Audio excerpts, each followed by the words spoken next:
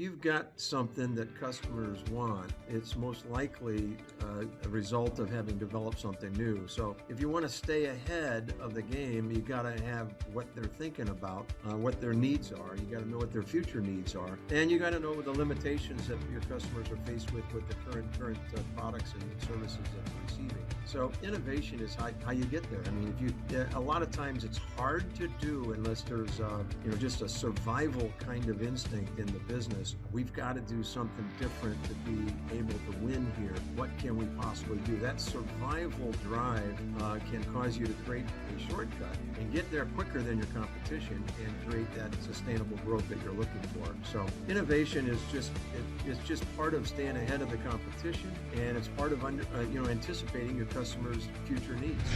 Welcome to Grow Think Tank. This is the one and only place where you will get insight from the founders and the CEOs of the fastest growing privately held companies. I am the host. My name is Gene Hammett. I help leaders and their teams navigate the defining moments of their growth. Are you ready to grow?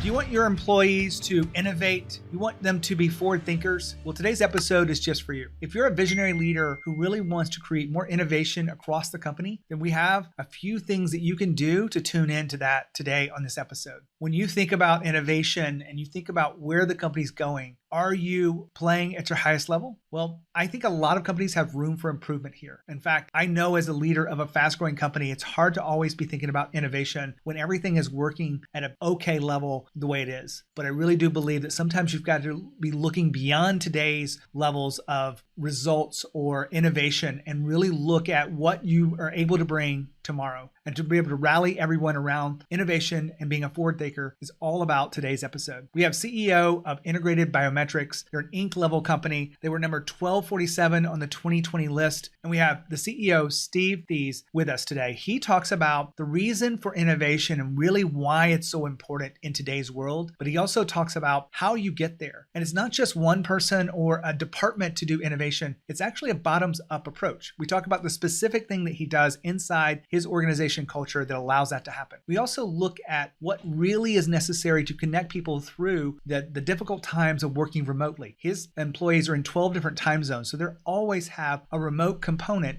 to their work schedules. And so what he's been doing recently is being able to connect them together through small videos. The details are inside today's interview. Now, let me pause for a second here. If you are a visionary leader or you want to be, then make sure you have what it takes and you're showing up exactly the way you need to for your team. It's not about what you're doing, but it's about who you're being that's so important to be a visionary leader. If this confuses you a little bit, you want to know what would allow you to step up to the highest level, make sure you check out my website, genehammett.com, where you can go to start the journey. Starting the journey to be a visionary leader is something that I have been giving to visionaries just like yourself, Inc. level leaders, those that want to be better, more effective leaders. And all you have to do is go to genehammett.com and find your way to start the journey. Now, let's go into the interview with Steve. Steve, how are you? I'm good, Gene. I'm real good. Excited to have you on the podcast. We're going to be talking about innovation today and forward thinking. Before we dive into that, tell us about Integrated Biometrics. Sure. Well, we're a fingerprint sensor manufacturer, designer and manufacturer. We're kind of a fast growth company. We've been the last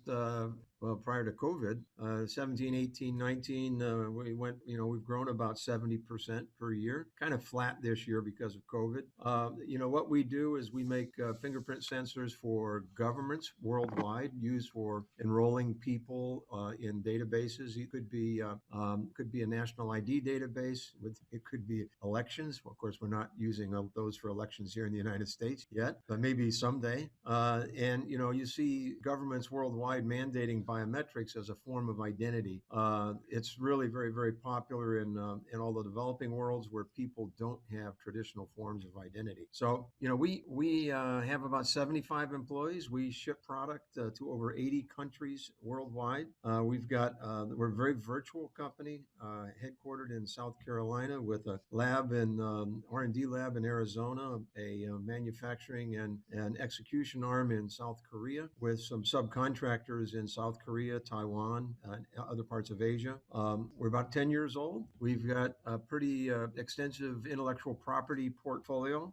We have, our growth has been driven by our technology. We've got a new technology in the space that we're serving in the fingerprint biometric area.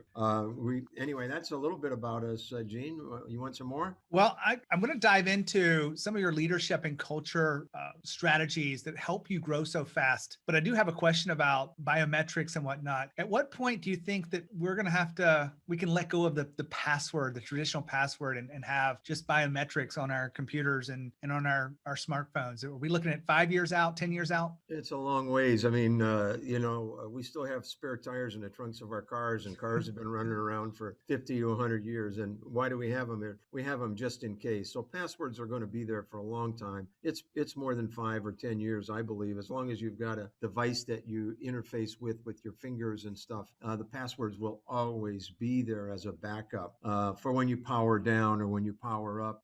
The resets of your biometrics won't always be there. So they're going to be there a long time, but we'll become more and more dependent upon on the real biometrics than the passwords over that time. I just always curious about that because I get tired of remembering so many passwords, and I'm sure others listening in can agree with me. Steve, you had a chance to talk with someone on my team about, what really are the underlying factors to your building a company that's grown so fast, making the Inc. list. Consistent growth is what we really focus on here. You talked about innovation and forward thinking.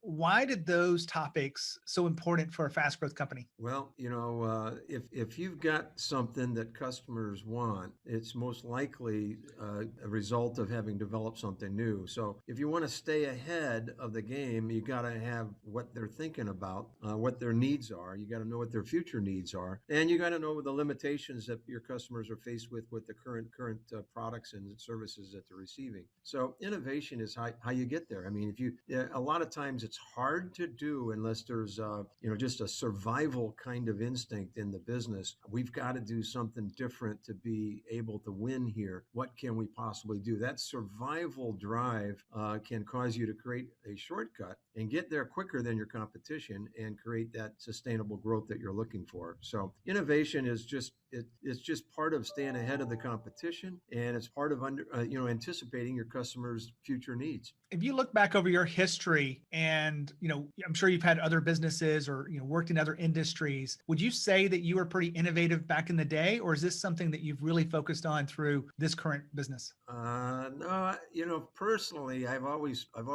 been pretty good at understanding what was the problem that was in the middle of the situation that we were trying to solve. And this is my third basic career. I spent 25 years in the automotive aftermarket world, and then another 10 in the automotive OEM world, and now 10 years in the biometric space. So personally, my personal success has been driven by thinking outside the box and just, recognizing these aren't strokes of genius. It's hard work. I mean, you've got to get input from a lot of places to come up with innovative ideas that are going to help you be successful in the marketplace. We were kind of joking before we cut the recorder on today that if you had to come up with all the ideas yourself, that your company probably wouldn't be where it is today. But the reality is these ideas are probably coming all across your company. They're probably coming from people that are on the front lines, middle level. Am I true in thinking that? Gene, our whole company runs on a kind of a 90-day cycle. We autopsy what we've done in the last 90 days, and we look forward the next 90 days what we need to do. And everybody, all 75 employees in our company, are involved in these quarterly planning sessions. So we've created a culture here of ideas are good. I mean, all ideas are good. Some are better than others is kind of what that we use. And so it's that willingness to listen and not making fun of or downplaying anybody's ideas, because the best ideas come from the strangest places in a company. Now hold on for a second. Steve just said all ideas are good. Some are better than others. Well, when you think about all ideas are good, do you have a way to listen to those on the front lines? Because I know fast growth leaders and companies, they believe that everyone can have great ideas. In fact, they do believe that others in the organization that have their finger on the pulse, they're on the front lines of customer service, sales, marketing, and even operations, can create better innovations inside the business. But you have to be willing to listen to those ideas. You have to be willing to organize them. You have to be willing to do something with them, because every employee wants to contribute in a bigger way if you give them the space. I study how people lead others to feel like owners. Well, one of the key ideas behind that is to see that all ideas are important, not just the ideas of the executive team. Back to the interview with Steve. I want to dive into this little 90-day cycle. When you think about how you do that, is there a certain structure to that 90-day cycle that allows you to get the most out of it? Because you've probably been doing this for a while. What would you share with us on that structure? Yeah, we've been doing it for about 3.5 years. It dovetails nicely with our growth success, and yeah, the structure is pretty straightforward. What's working, what's not working. There's a lot of prep work. You come to the meeting with a list of things that have worked and not things that aren't working, and we come out of the meeting with what we're going to do about it. We start with the bottoms up. The lower part of the organization meets a week before the upper part of the organization, and then we bring that all together it's about a 3-day event for our executive team our leadership team that we spend every 90 days. And so it takes a week out of our quarterly process, but it gives us our quarterly marching orders, and it's a good process. It's very thorough. You mentioned something about bottom up. I think a lot of organizations probably have similar kinds of things, but they do it pretty much at the executive level, and they push those ideas down through the marketplace. But you've decided to start with the people that are on the front lines. Why is that so important to the business? The bottoms up piece? The bottoms up piece is just, if you tell people, figure out how to make this work, well, they may take a bad idea and make a bad idea work when the whole time, somebody's got a better idea that, the guys at the top haven't thought about. The real experts in any business, in any store, in any service are the ones that are on the front lines, the ones that are putting things together or talking to customers or stocking the shelves or developing the code or interfacing with the customers. You got to treat those folks with the respect that they deserve, because they're the experts. The further up you go in the organization, maybe the broader your knowledge, but not the strength and the focus of your knowledge. Love that. It's really so true, Steve, from all the interviews I've seen and my experience with my clients. I want to kind of go deeper into this whole idea of innovation. When you are encouraging innovation across the culture, what are some of the things that we would see in the way you engage with your team members to make that innovation happen? Well, I would say that I've always been a student of how to get people to participate. Early in my life, a long time ago, I took a Dale Carnegie class, which is all about how to get people to like you and how to get people excited about their ideas and listening. Listening skills, just paying attention to people, meeting their needs, being a servant leader. I've read a lot of books in my lifetime, and I've tried what was in those books. I tried Dale Carnegie when I was 25 years old, and guess what? It worked. It worked every time. And people said, "Boy, that was really neat, Steve, the way you worked through that situation." So it's if you go at this stuff and you're curious, I'm not a genius. I just have worked hard. I've applied myself, and I've learned to listen to others and follow the advice of others, and they'll help guide the process a lot. But anyway, I'm a student of good leadership practices, and I found that it worked. Steve, when you talk about listening, I think a lot of leaders think they have good listening skills. What's a story that you could share with us about when you realized that you could listen at a deeper level, and that really made an impact in the way you were leading your team? Well, most recently, we do 360 reviews here at Integrated Biometrics, and I had one done on me, and I still get zapped a little bit for not listening. The idea that I could still improve is strong with me. My team has said to me, "Hey, Steve, we're going to do this. They give me this. This is kind of the big X. They give me this big X if they don't think I'm listening." So I've taught my team to to provide me with visual feedback if they catch me not listening. That's, that only works if your team feels comfortable blowing the whistle on the boss. If you don't feel comfortable blowing out the whistle on the boss, well, the boss hasn't given you the permission that he needs to. So I've given my team permission to blow the whistle on me whenever they think I'm out of bounds on listening or some other things. We have another thing that I have a habit for ready, fire, aim as opposed to ready, aim, fire. So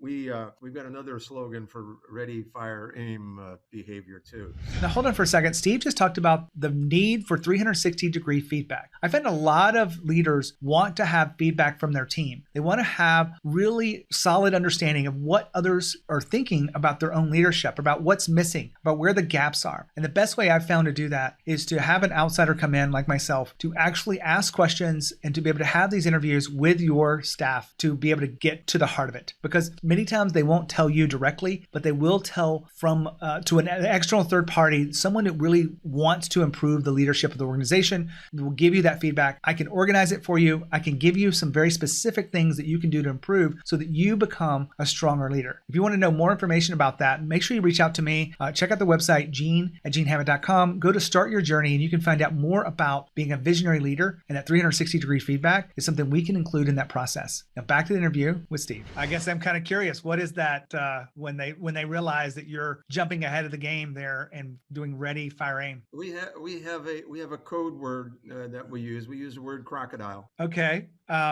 Well, I love the fact that you're creating a space for people to feel psychologically safe. I don't know if you're familiar with the Google study around what makes high-performing teams work. And what they found was it wasn't just talented people, but it was a sense of psychological safety so that their ideas are shared openly and people look at things and discuss these things. Have you thought about that intentionally for psychological safety, or just something you picked up in your journey? I think 360 reviews and peer reviews help people get more comfortable with that. Although we're culturally, Integrated Biometrics, we've got a large number of our employees are from Korea, work in Korea. And what works in America doesn't always work in Korea. What works in Korea doesn't always work in America. So culturally, it's more difficult for psychological safety. It's in the Korean environment because it's very hierarchical. In the U.S. here, it's been easier with my team. Although, you get personalities and it's not perfect. I mean, you got to manage through where you got conflicts and bring people back into the camp if they're outside the camp. And quite frankly, I've always said that peers will have more influence on their peers than the bosses do. If the peers are all getting along, the peers will make progress happen. If the peers aren't getting along, they'll send somebody off the island.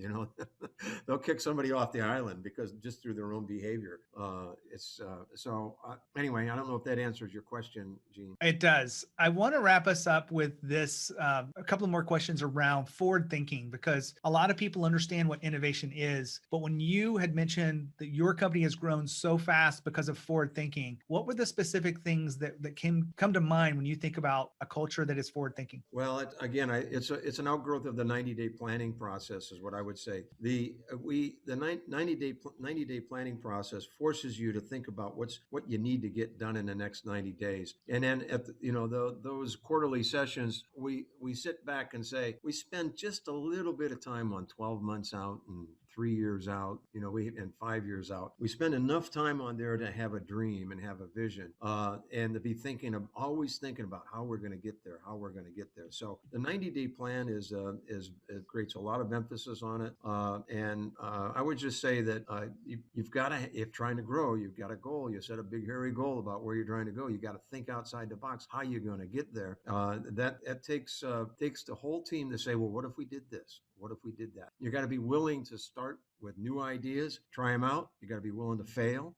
You got to be willing to see whether this is going to stick. You got to have good input from customers and from the industry needs, et cetera. So I would say most of it's the attitude of staying customer focused and getting things done and working on the stuff that we know we need to fix, the what's not working stuff. If you happen to be listening to this on iTunes or your phone in any way, do you know that we have a YouTube account? Well, we put some special special videos inside of our YouTube account. If you want to be a better leader, if you want to be more visionary, if you want to create the time and space for you to think like a leader, then make sure you go to genehammett.com/YouTube, where you can actually subscribe and you can get the best content out there for fast growth companies and the leaders that want to continue that growth. Just go to genehammett.com/YouTube. I want to ask you one more question here. And sometimes I get nervous asking this question, but a lot of fast growth companies have a particular emphasis on the values of the company so that people and their employees know what's important. Do you guys have what I would call is like truly living the values of the company? Or is that something that you kind of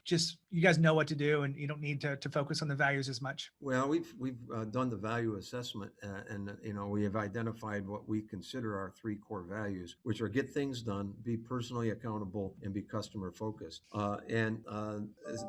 There's a whole bunch of words behind each of those further adjectives. To get things done, you have to work through other people. To be accountable, you have to have good integrity. To be customer focused, you have to have good listening skills, internal and external customer focus. So I do actually during the COVID year here, I've been doing bi-weekly videos with all employees every 2 weeks, 5 or 7 minutes about what's going on in the company with an emphasis on the values the whole time. So we have spent a lot of time communicating the values. I believe we're living them. When we are so customer focused, when a customer calls us, it's like we are all arms all over that problem if we got a customer issue.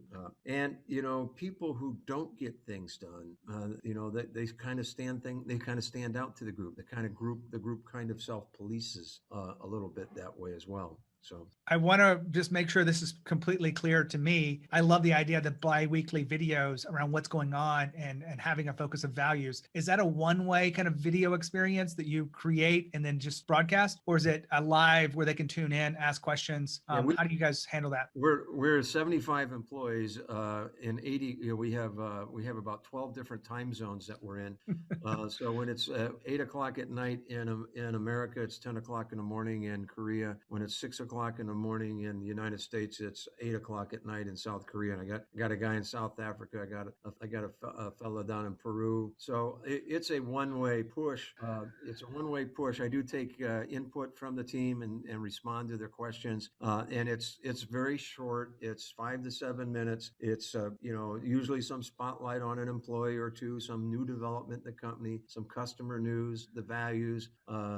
It's usually I try to make it positive all the time, a little bit of recognition for everyone, but it's a one-way communication. I mean, I get it with that many time zones. It's not the traditional company to have 12 time zones. So making it work for you and sharing what you believe on a consistent basis, I think is what you believe in. And that's what connects people together. So Steve, I wanted to just say thank you for being here on the podcast. Thank you, Gene. My pleasure. Have a nice day. So as we wrap up this podcast, if you're listening into this and you found some good ideas, maybe it's the 90-day planning cycle, or maybe it's I should be doing some 360-degree feedback, or maybe it's just this idea about bi-weekly videos to connect people together to what's going on in the company and reinforce the values. All of these are just small things that you can do to be a better leader. Now, one of the things that I would say that is important for you as a leader is to really understand who you are, how you're showing up as a leader, and what's missing. That's what I do as an executive coach. If you have any questions, make sure you reach out to me at genehammett.com. You can find free resources. I'd love to help you be the visionary leader that your team deserves. When you think of growth and you think of culture, make sure you think of Growth Think Tank. As always, lead with courage. We'll see you next time.